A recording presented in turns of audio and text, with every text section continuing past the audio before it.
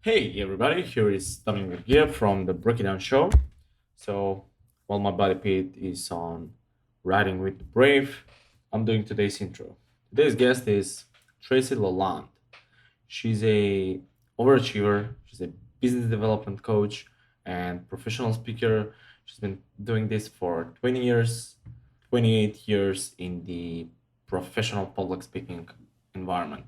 She traveled a lot, like 40 weeks per year, and she has an amazing story. I'm pretty sure you're gonna enjoy this episode. Also, I want to thank you all for listening and supporting the show. You know the deal. Go to breakitdownshow.com. You can find the PayPal link. You can subscribe on any platform. You can watch the YouTube videos that are going live or some of our short segments from the Break It Down Show. We have merch. You can always support. Every dollar goes to supporting the show directly. So make sure you do that. And also, don't forget to go to savethebrave.org, help our veteran friends. And yeah, without further ado, today's guest, Tracy LaLonde. Lions Rock Productions. This is Jay This Moore. is Greg Proops. This is Jordan Harbinger. This is Dexter from The Offspring. This is Nathan This is East. Sebastian Younger. This is Rick This Morana. is Stuart Copeland. This is Mick Gillette. This is Andy Summers. Hey, this is Skunk Baxter. This is Gabby Reese. This is Rob Bell. Hey, this is John Leon Guerrero. Hey, and this is Pete A. Turner. This is Tracy LaLonde, and you're watching the Break It Down Show. And now, the Break It Down Show with John Leon Guerrero and Pete A. Turner. Okay, it took a long time to get going, but we are going now officially, and I love it. Hey, so you are a big believer in something that I believe in, and that's one of the reasons why when Heather suggested you, I said yes. One of the things I say that we need to do is we need to gather joy and keep track of it. Every time joy hits our emotional bandwidth, we need to go, man, that was incredible. You know, like you can definitely describe the last time you were pissed off. It was probably 10 minutes ago. But when was the last time you were arms up in the air, mouth wide open, just overwhelmed by joy or wonder or awe? All of these things are important to collect. Absolutely. And most people don't pay enough attention or find enough of those collection points. Yeah. How long did it take you to figure this out? Well, I would say that I'm generally a happy person. However, like many, I let success and that drive for success really take over my life. And in 2016, it hit a breaking point for me. And I was showing so many physical symptoms of that stress and I was not a happy person. I definitely lost that joy. But since then, I ended up leaving a business that I was a partner in, and what I called then my joy journey. I tattooed joy to my wrist as a visual reminder to not let myself get to that place again. And so I've been on that journey since 2016 to try to make joy a proactive and intentional daily choice. Yeah, I love it. I was looking at your LinkedIn profile and just trying to get a sense for who you were, because anyone who gets to this point does something and then they get there, they accomplish it, become a partner in a firm. Oh my God, right? And you're like, what the hell am I thinking? This is terrible. This is not what I wanted. I pushed and pushed and pushed, ignored all the pain to get to here, and I don't like it here. Yeah. Yeah. Well, there was a lot of it that was great. I mean, I loved the work. I loved my clients, but the lifestyle of it, like the work was awesome, but the lifestyle of it was what was making me pretty miserable. When you're in that, when you're Tracy 5 years before, and you're on the trajectory up, and you are going up, and you do love your work, you still have work-life balance. We all talk about it. We probably all struggle with it. But what was it like for you, 5 years before you became a partner, and you could see the future, and like my 5-year plan is to be partner and all these things? Talk about who that person was.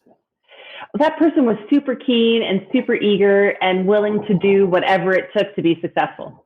And I don't know if that's the right answer. In fact, that's what I'm trying to advise people not to do, frankly, is to pay attention to both of those elements of your life and to train ourselves how to seek success and also seek joy simultaneously. How does one do? I mean, how old do you have to be to figure that out? Well, hopefully with readers of the book, they can get younger and younger. Because unfortunately, I think it takes a lot of us we get into our 40s and we're exhausted. And mind you, I don't have children. So, for those folks who have families and growing families and all those other dynamics that are involved in that, I mean, that's even more of a pressure cooker lifestyle. Yeah. Okay. Can you describe, I mean, again, people are right now in their mid-career, they're pushing, they're making it, they're trying to get to the next level. I don't know if you recall, and maybe you're not old enough to recall this, but there was a commercial back like in the early 90s, and it was little kids saying the words of adults, and one of the kids says, "I'm hoping to claw my way up to middle management." Yes, I do remember that. I do, because I'm older than you think. I was trying to give you an old lady out. That's what I appreciate that. Yeah. Well, it's good facials and other things that we do for ourselves. Yeah, dudes can just throw a beard on, and if I chose, I could diet, and you'd think I was 27 or whatever. Yeah. When you think about these things, though, how do you get before you even mid-career, right? Like right now, one of the things I do every year is I go to my high school in times when we're allowed to, and I talk to the seniors that are about to graduate, and I'm like, hey, you're about to be adults, so I'm going to treat you like adults. What do you want to know? I'm you from the future. What do you want to ask your future self? And, they don't get it for the most part because they're young. And that's what I'm trying to do is just turn the light on for a minute, even if it's just for a second, and let them see kind of what the future is like. But why would you race through, go spend $200,000 of someone's money to get a degree when you don't even know who you are yet? I mean, some kids do, but that's not a reliable path. How do you start this even earlier when the whole world is a dream, the whole world is possible, and work-life balance? I don't have time for that because I don't have enough work. My life is great, but I don't have enough work, Yeah. Well, and you tapped into something though. It's about awareness. And I think younger generations today have more awareness than maybe you and I did, of the generation that we're a part of, where you were told that it's hard work and a good work ethic are part of your character. You can't shun that because it makes you who people think you are. And so, I'm hopeful that younger generations will continue to be more self-aware than maybe you and I were. And for those who aren't yet, that they can get on that path and frankly, in a more broad way than maybe what most folks are used to. And that really, for me, is what I've learned over the last 5 years in this Joychiever Journey is really about helping people to get really refined in their self-exploration so they can make choices across all dimensions of their lives for joy. I suppose if you're a parent in your mid-career and you're trying to figure this out for yourself, it's hard to also teach your kid how to do this if you yourself are a bit of a mess, right? Yeah, absolutely. Absolutely. They're just trying to get up every day and get everybody where they need to be, let alone take care of themselves. Yeah.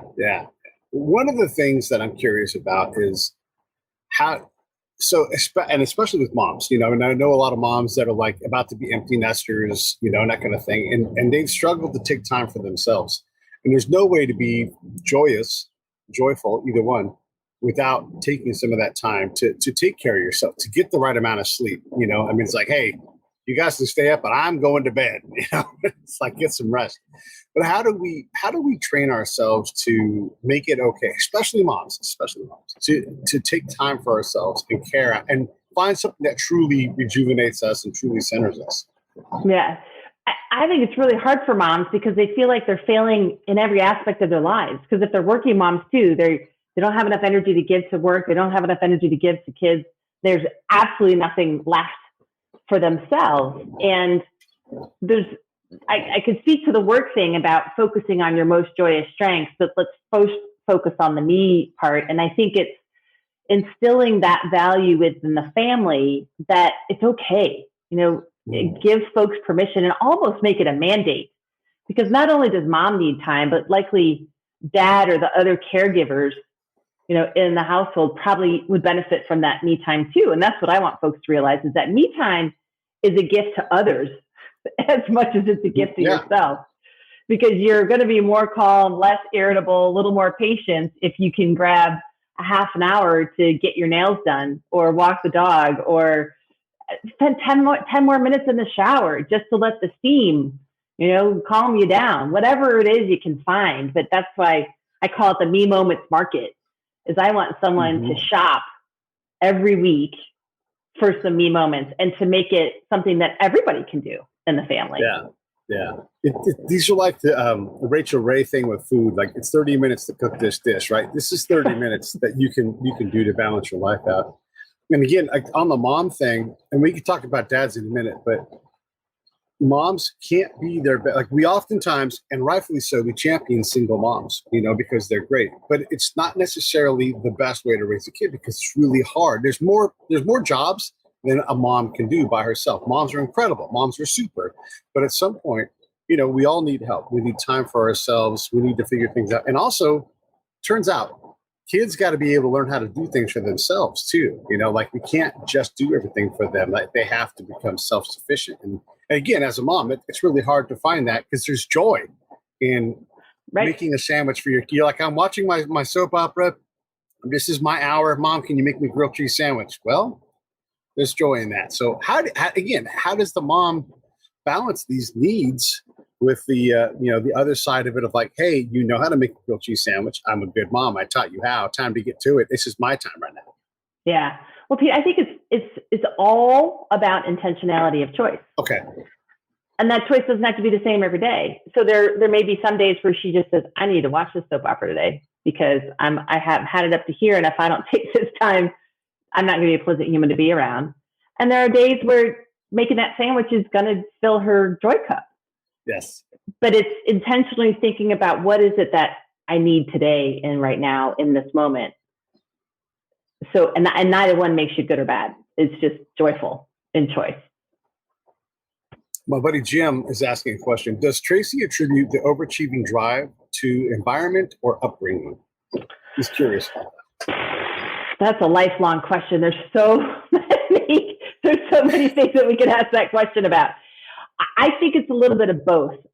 For me personally and other overachievers whom I've known, the seed often starts with some sort of influence in your childhood, either from parents' expectations of you, or maybe your upbringing was, a tougher upbringing. And so you wanted to pull yourself out of an environment.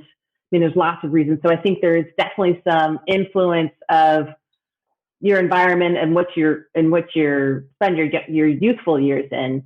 But then over time, I think we assimilate expectations of ourselves and then make them our own drive and pusher, but they're all influenced by the environment in which you're raised in. What about folks when there's just not enough of anything? I don't want to say they're underachievers, but people who are like, I get up, I don't have time for a workout because I got to get to work. I got to finish this presentation. I drive an hour and a half each way. Back in the olden times when we did these kind of things, I come back, I spend as much time with my kids as I can before I pass out, fall asleep, because I've got to do this again the next day. Like, how do you take someone who's like, I would love to do all these things. I would love to read more books. I would love to pick up my guitar. I'd love to play some video, whatever it is. And there's just no time. How do we reckon? As being an adult, this is the problem, right? We need 36 hours to do our 24-hour day. Yeah. And by the way, I fall prey to the same thing still. Oh, same. And I also am accepting, though, that that may just be the age and stage of life that we're in. When you have a family you have to be responsible for in the evenings, and you have to work, to make the money to provide for that family, then that may just be how it is for a while. So I want to make sure that the time that we are spending is joyful. So, for example, having work be comprised of the strengths that actually invigorate us. Because there's lots of things that we're good at that I don't know about you, but there's lots of things I could do and that I'm good at that I don't actually like doing. Right. Little secret. So if our time is going to be spent right now, given the age and stage of it's going to be work and it's going to be family, then let's make the work as best as it could be, and then let's make the family part. Make sure that we're having fun as a family, and we have hobbies that we share together and do things together, and finding those me moments as you can, throughout the week, so that we don't have to live into what I call the one size syndrome. I don't want you to delay joy till the kids grow up, or until you get the right position at work, or till you make a certain amount of money. if that's where you're at, let's make that time as joyful as we can. I like it. I mean, again, gathering joy. And here's another thing is we're all so damned competitive and hard on ourselves. It's fine to just grab a little bit of joy every day, and just let it accumulate over time and let it build up and just remind yourself, hey, right now I'm going to take these 5 minutes. I am going to go for a walk or whatever it is. And then your day here, I used to be deployed a lot in combat zones, right? And I'm a napper. And so I would be getting stuck. I'd be getting tired, and I'd say, I'm going to go take a nap. And some of the younger guys would be like, oh, you're a half-day guy. And I'm like, yeah, listen, I promise there will be a war when I get back. It's like, I'm not going to miss the end of it, Right. Yeah. It's true. But I did it yesterday because I've been retreating into some bad habits where I've let my boundaries, especially now that we're working from home, we have no commute anymore. We have no natural transitions between work and not work. And so it's easy to just be, I'll just do one more email, or I'll just do this 10-minute thing. And suddenly it's an hour and a half after you told yourself you were going to stop working. And yesterday at 5:18, I looked at my list and I said, I could do those things. By the way, none of which were going to be fun for me, but stuff that has to get done at some point. Right. Or I could put my shoes on and go walk outside. I live in a beautiful place with beautiful weather, and I called my favorite uncle. And so, it's just sometimes you just got to have self-discipline for yourself and give yourself permission to say, that was the best use. And then I called another girlfriend. So I spent an hour just circling my neighborhood, and I was a totally different human being than if I had stayed chained to my desk until 6:30. One of the things on, I'm going to say tens of thousands of moms' lists today is express the dog's anal glands. That is absolutely a thing that happens all the time. And it's like, or, Right. But I never even knew that was a thing until recently. And I'm in my 50s, What do you have to do? That's going. I unfortunately am not able to have animals because we travel too much typically. But that's going on the honey-do list. That is coming off my list. That is getting outsourced to someone else. And that's the thing, right? Like, let someone else do that, And while that's being done for the dog, you go do something that provides joy for you. Right. I want to discuss when someone's a mess right now. They're watching this show right now and they're saying, okay, I get it. Pete's funny, anal glands and all that stuff, but I haven't got the first idea. It's like saying, hey, be more romantic. I don't know how to do that, So what are the foundational things? Like, what are the things you need to start working on? Because you can't just start being great at gathering joy from the first moment. You need to build up to it like anything else. So what are the foundational things you have to have in your bag that you need to develop to be good at this? Yeah, there's two places that I want people to look at. One is, what is it you're paying attention to in the world? And the brain, believe it or not, we take in 40 million bits of information every second via all 5 of our senses. I'm sorry, not 40, 11 million bits, but we can only process 40 of them at a time.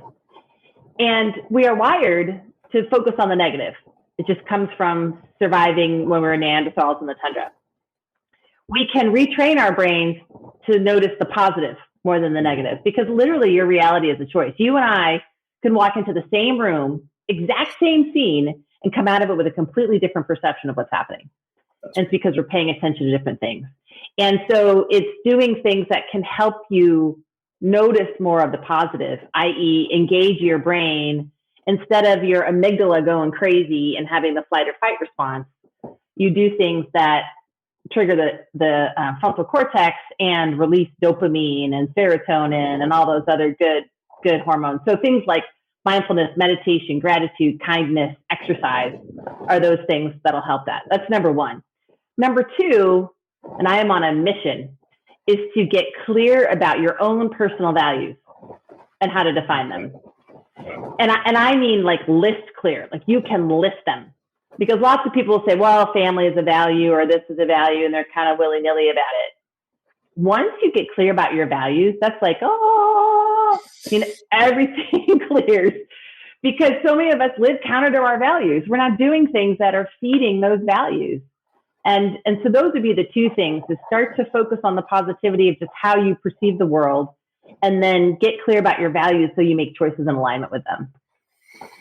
I did a limited series podcast style, like a documentary, a docupod, if you will, on people who had been to prison for significant crimes, murder, that kind of thing. And what they picked up along the way as they rehabilitated themselves was they had to do these lists, whether it was through some kind of institutional group, an informal group, or just mentorship from older inmates. And one of the guys, Kenyatta, his the OG on the arts, like, I want you to write down a list of the things that describe you, that define you. Who do you want to be? And then basically, once he did that exercise, he's like, now look at your life, and are you getting more consequences or benefits from your choices? Where are you putting your time? And it's like, man, I'm putting my time into politics on the yard.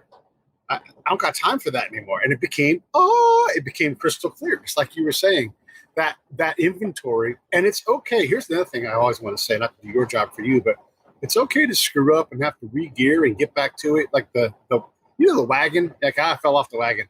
The wagon stops when you fall off of it.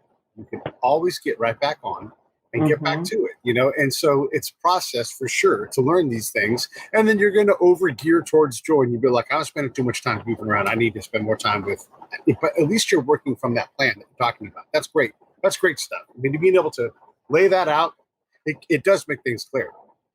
Yeah. Well, and sometimes you don't really know if something's good for you until you try it out. In January, I was going down a particular path with an idea for one of my businesses, and in an overachiever way, I was, after it and going after it really hard, and I was super stressed and I wasn't sleeping. And finally, after 3 weeks of that, that's when it dawned on me. I was like, not a good idea. Not joy inducing. Just because it's possible doesn't mean it doesn't make it plausible. Right. And so the good news is now, because of the way that I'm developing joy in my life, it takes me 3 weeks to notice that instead of 3 years. Yeah.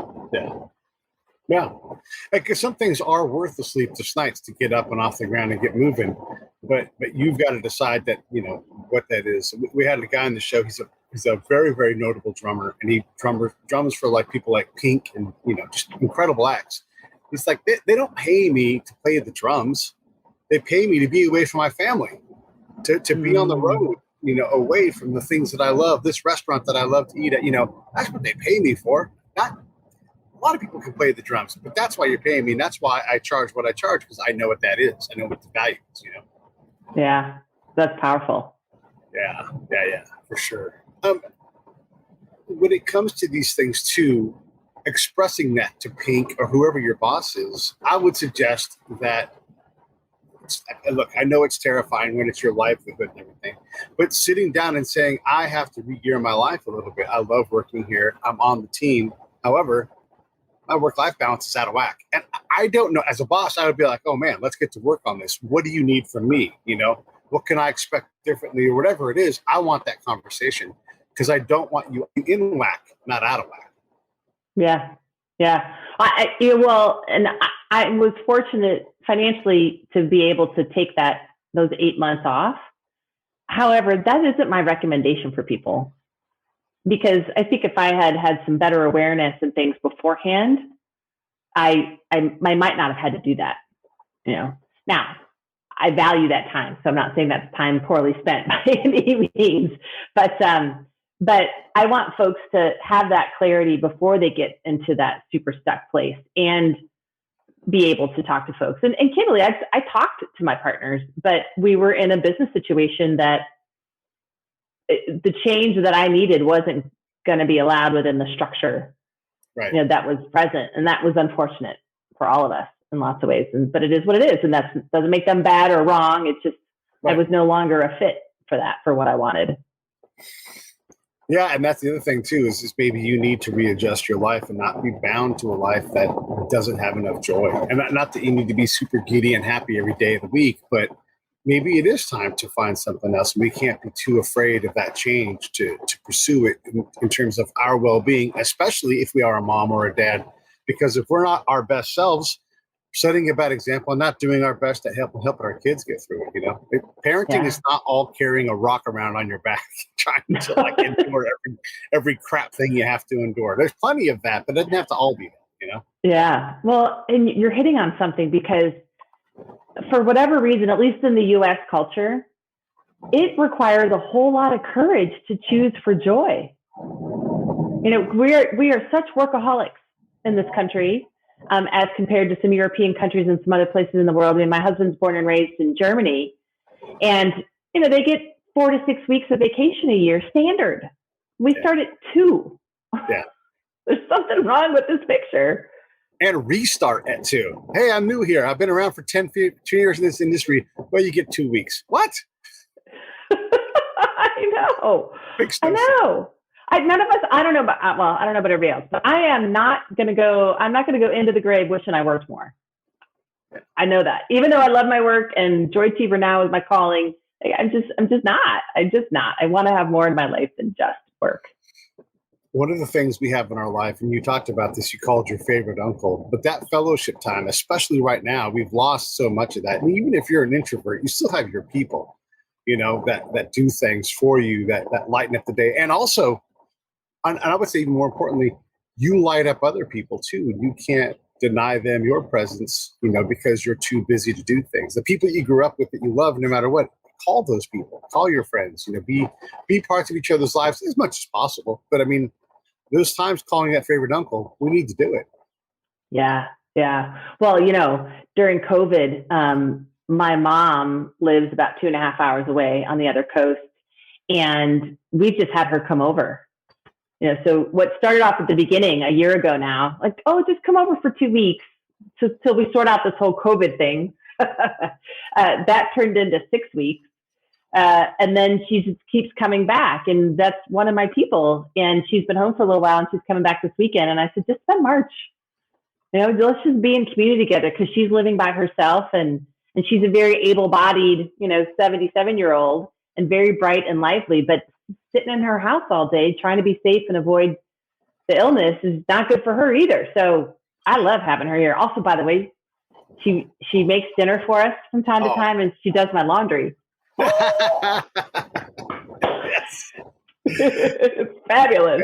Yeah, absolutely. And you know what? She gets to be a mom in these occasions. And not that mom's like, my favorite hobby is laundry, but there's no person who's seasoned, that doesn't want to be valuable in someone's life. Yeah. And unless they're valuable, it's just soul crushing for them, and it's hard. They need joy as well too. How do you help bring joy to other people's lives? Not you specifically, but how does a person do that so they increase their joy quotient going out as well? Well, I think kindness is a place to start.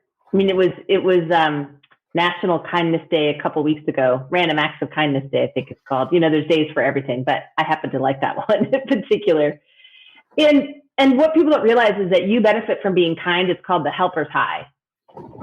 That when you are kind to someone else, you also feel the benefit of that kindness. And I think we just have to give people a break and hear them out. And that simply is a form of kindness, because our world right now is so critical and so quick to share their criticism of others in so many forms of media and in a whole host of ways, that if we could just figure out how to make the world a little bit more kind, I think there would be a lot more joy. Yeah, I mean, Jim brings up a point here about the glass half empty media. We just dug up Dr. Seuss the other day. Guy's been dead for 30 years. And we just dug this guy up to spit on him. Come on. I know. If that's the worst of our problems, Tracy, we're doing pretty good. If we got to pick up old people and yell at them. But then again, why can't we just let it be? We're just really reaching now, because we just have to be critical about something. Yeah. I mean, in my work, I have to be on social media because it's how you communicate the stuff that you're creating. Just like ABC has to be on social media. But if you don't need to be, I got to think that other than keeping up with your friends on Facebook or whatever, it's just not a whole lot of value. I don't want to go to a parlor because it leans right or stay on Twitter because it leans left. I just want to go over those good people that enrich my lives, and I do the same for them. Yeah. And I totally agree. And that's where I think we have to be more stringent about unfollowing or not paying attention to those sources that are not helpful to you. And and also just as a habit is I do not look at social media after 9:00 at night, or email, by the way. I just like, that is a rule, and I've worked really hard to implement that rule, and it's working for me. Because we gotta keep boundaries around that stuff. Otherwise, it has this weird way of just infiltrating your brain and your energy and your emotion. It is an addiction that we all have, and so we've got to keep control of it. Plus, like, you get to a certain point in the day, and Dr. Ruth is going to tap you on the shoulder and be like, "Hello, you need to give love to your special one," And yes. if you don't, like, that's part of the joy thing too, right? Like, all of these, like, it's like not just work-life balance, it's work and all the other things balance. I mean, it's easy to be middle-aged and be like, who's got time for sex? I mean, it's just, it's so good. And I'm not trying to be, salacious here or anything. That's why I brought in Dr. Ruth, but she's right. We all need to take care of the sexual part of our beings and our partner's being a lot more than we probably do. I mean, if you're doing it, great, God bless, that's awesome. But there's plenty of us that are struggling to figure that part out. And being on social media at 9 or being on your loved one at 9, which one's better? Yeah.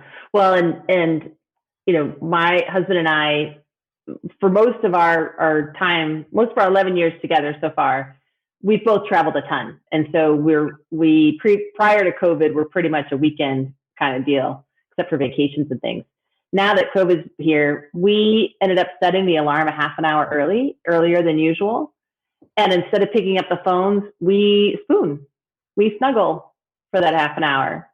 And we don't do anything until that half an hour has passed. I mean, we talk and catch up, and we don't do anything with our phones, So we've just kind of made that a priority, and it's invaluable time. It sure is. That time in bed, quiet, just you and your someone, or someone's, whatever you guys do, whatever. But that time it is primal. Safe, warm, together. It's just good medicine. Yeah. Yeah, it is. It is. What made you want to write the book? I mean, you've done a lot of things. Yes, you're a go-getter and overachiever, but why a book? Well, when I first took those 8 months off and called it my Joy Journey, a number of friends said, "Oh, you should write a book."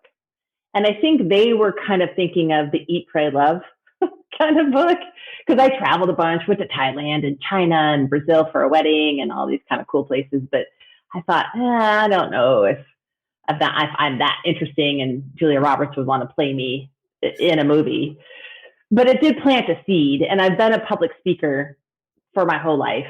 And so later on, in starting my own business and thinking about what is it that I want to talk about, I've been coaching lawyers and big law firms on how to develop business and do public speaking, which has its reward and it's been successful for me. But I thought, do I really want to do that for the next 10 years? I don't know. And so that's really like, I know I want to talk to people about something. I'm in the business of helping people be the best versions of themselves. What is it?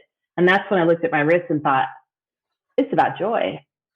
And so I started doing a bunch of reading and research just to see what else was out there and who was talking about it, and realized that there wasn't quite the roadmap to look at your life holistically. And that's really what inspired me to write the book. And the book is not as much as about selling books as it's as much about, I would just want to get out into the world and give people this roadmap so that they can be on their journey and talk about it and engage with them, on their own path. So the book is the starting point. Say it again. The book is the starting point. Right. You were a road warrior in your professional career. It's in your bio. You just talked about it, on the road all the time. Looking back now, what do we owe our company, our bosses, in terms of hours in a week? I mean, look, I get it if you're trying to make partner and all that kind of stuff, and you have to sacrifice a lot to get there. But at the expense of joy, what do you think? Is it 70 hours a week? Is it 100 hours a week? What's the cap where you're like, anything more than this and you're bananas? Yeah, I don't know Or if you I have could put to a have number very on it. specific- Yeah. Yeah, I don't know because for a long time it was fine. I loved it, and I thought it was cool that I had. Well, I still think it's kind of cool. I have certain status on airlines, and by the way, all of those perks paid for some really fabulous vacations with Right. free airfare and hotels, and and for some of my clients, I got to and still get to go to really cool places. I've been to Dubai and Singapore, and but it's a cool place I wouldn't normally get to go. So I don't know if I can put a number on it. Right. I think it's more about a stress level, and there are 27 signs or clues that your body is under stress, and you can look them up. You can Google it. It's also in the book. But at my highest, I was experiencing 60% of them all at the same time. And that's how I'd rather measure it, is to say, because stress isn't always bad. It's just when it gets to a place and it's chronic and it manifests to so many senses of your body. I mean, my body was literally crying, uncle. That's when it's too much for you. Because if you're loving it, for the first 5 years, it was awesome. I would do it every day. I would do it. I mean, I had no problem with it whatsoever. And then I started to get a little more tired. And then I started to get a little bit bored. And then, so over time, I think it's really more about monitoring your stress level and your physical health more than capping it to a certain number of hours. Sleep has to be a big part of that, I'm assuming. Like if you're not sleeping well, for whatever reason is, if you have a CPAP machine, there's some maintenance issues that are probably not being addressed. Yeah. Well, I think I've coined sleep as the fountain of youth. Yeah. I mean, we're all looking for this elixir, and we have availability to it every night. Now, there may be a variety of reasons why our sleep gets interrupted, and I certainly struggle with some of them myself, just age and stage of life and different kinds of things. But sleep is such a critical priority, and unfortunately, sleep gets a bad rap. Have you noticed that? Yeah, it does. Yes. That if you're weak, if you want sleep, if you get 8 hours of sleep, you're somehow less capable and competent. That's ridiculous. Whoever started that nonsense needs to be, discussed too. But I know some people that can survive on 4 hours sleep, but I know a lot of people that fake that. And then I tell them, like, I lay down and within, 10 seconds, I'm asleep.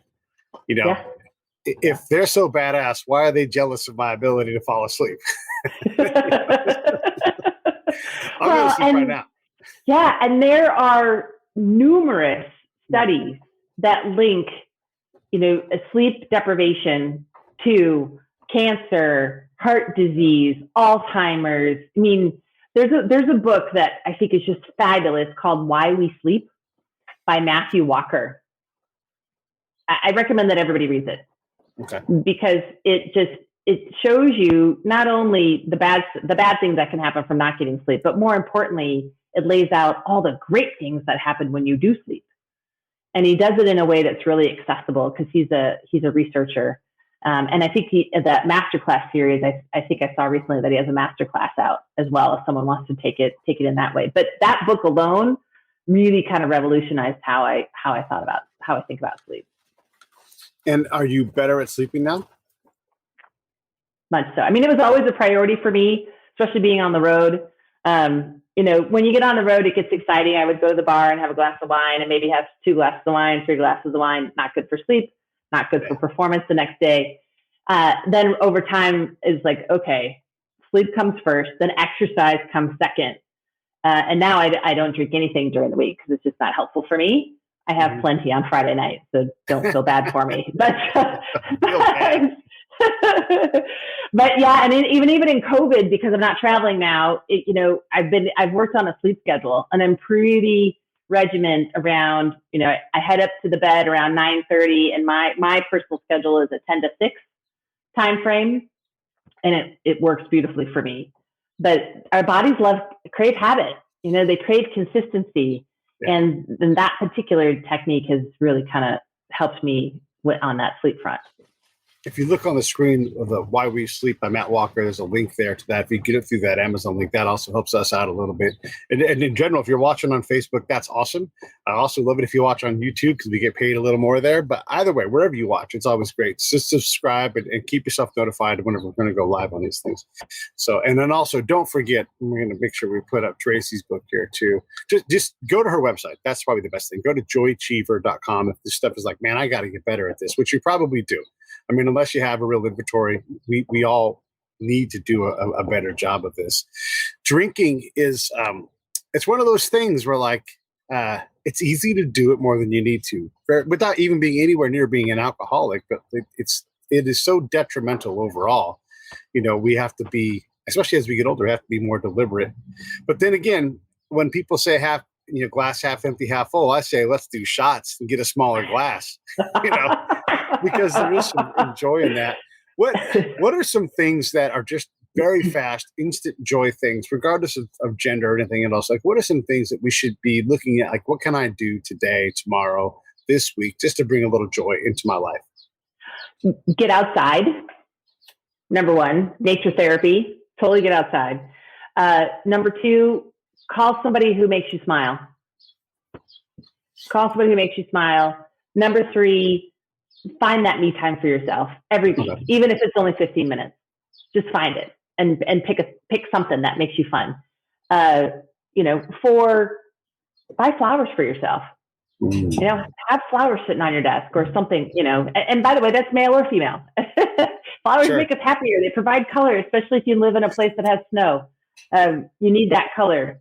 So those are just a couple ideas that come to mind off the top of my head. Yeah, no, that's great. Those are all good things. I mean, flowers are always nice. Just doing something nice for somebody, get that giver's high, What buy can for you do yourself. Be nice to yourself. Yeah, that too. Yeah. What I've run through a lot of questions. What should I have asked you that I haven't? Oh, there's so many things to think about. The other thing that I think is important is we need to have hobbies. We need to play. Play makes us more interesting, and they go the whole range of what you could do, from a hobby on your own or hobbies with other people. I like food. I love food. And so dining out with my friends is a hobby. And I love trying out the new restaurants. The Miami scene has a lot of great new restaurants constantly, because a lot of chefs come from other cold places and want to open restaurants here. It's training your dog to do whatever you want to train your dog to. Or recently I do a Friday joy journal, gives little inspirational kinds of things that people can sign up for. And so I put on there a video about magic tricks. Like, there's a guy on YouTube who will teach you how to do magic tricks, and they're actually doable. You and I could do them today if we read it. Or whittling. Like, who whittles? Maybe let's whittle. So I think it's important to have something else to do aside from work and family, and exercise could be your hobby too. That is a hobby of mine, although it just feels like a survival strategy. So it doesn't really feel like a hobby, but having something else to do, I think is a additional critical component to joy. Yeah. A good hobby. You're right about that. And when you're a little kid, you love to paint. You love to draw. You love to do all these different things. Like, okay, so I like to swim. And I'm way better at it than I used to. But there is this invisible bubble around the pool. Like today, it was freezing. It was like 59 degrees when I got in the pool. And I know that the water's warmer in the pool than it is right now, me standing on the edge of the pool, but my swimsuit on. But there's this bubble that I have to break through. And then once I'm in the pool, I know I'm going to have a great time. I'm going to be great. My brain is just going to go on like descramble, and it's going to go wherever it wants to go. And I'm going to come out feeling like $1 million. But there is that barrier there. And as an adult, I can go, I know that barrier is there, and I'm just going to jump right through it because now it's time to swim, whatever. But you're right. The things, the hobbies, the things that we do, that no matter what you do, even if it's a hard hobby, you feel great afterwards. You can't stop talking about it. And you do it with somebody else and you meet people. Those are great hobbies. Yeah. Well, and this year's been tough for my husband and I because travel is definitely a hobby of ours. I mean, one year in the past, we were in 11 countries in 1 year. So what we do now, in fact, somebody called it travel porn, but we will get on the TV and maybe pull up YouTube or something and pick a country and just watch as many videos as we can and explore, different countries, since we can't go there physically right now. But it fulfills that need for travel to explore. You can also make dishes from that country. So if you're fascinated by Morocco, you can go make Moroccan cuisine. There's all kinds of resources for that, and you can watch YouTube videos and everything. No, I love it. I was going to put up here the thing. Go to joychiever.com to get all the stuff that Tracy's working on. You can also grab her book, which is streaming by there. If you're listening on the podcast side, that will all be in the show notes and everything else. It's just, I love that you're doing this. I love that you're focused on this. This is part of balancing the scale in the favor of joy, because it's one of the words, I don't know if you know this or not, but it's one of the words that you can say joyous or joyful, even though they're synonymous. That's how important it is. We're like, just say it however you want to say it. Just get to it. There's a lot of you don't say laborful, you say laborous, or whatever it's going to be. But with joy, we don't care. We just want you to get in there and use it. And I appreciate you working so hard on giving us joy. Man, it's just, we need people like you. And I'm proud to give you my platform to talk about it. Me too. I'm glad to be here. Well, and there's lots more to come. We're developing, because a lot of folks, like you asked earlier, where do I start? I know I'm stuck, but I don't know where to start. So we're developing a survey that's going to live on the website that will help people give somewhere to start. I've also got a number of different things that offering wise in addition to the book. So I'm going to be creating some online learning, some e-learning modules that folks can work through. We're going to offer some cohort kinds of coaching. So if you go there today and you get through it fairly quickly, keep coming back, because we've got a lot more in the works that we're super excited about.